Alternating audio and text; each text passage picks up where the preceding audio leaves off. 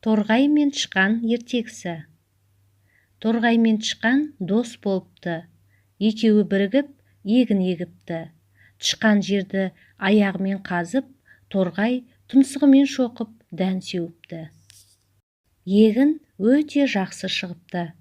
Торғай мен тышқан бітік өскен бидайды жинап алып, тең бөлсе бастайды. Бір бидай дәні артылып қалады. Соны қайсысы аларын білмей, ақыры жанжал басталады.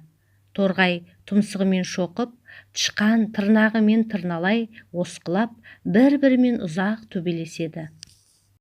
Маңайда арашалайтын ешкім болмаған соң, бір кезде шаршап барып тоқтайды. Ақыры өздерінің билеріне барып жүгінбек болады. Алдымен тышқандар биіне келеді. Тышқандар биі: бұл бидайды тышқан алуға тиіс, өйткені тышқанның күші көп. Ол тырнағымен жер жыртып, ұртымен бидай септі дейді.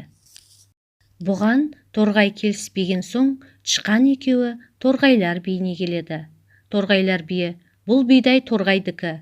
Себебі торғай егінге түскен барлық құртты жойған, күнде үстіне ұшып жүріп, егінді күзеткен дейді.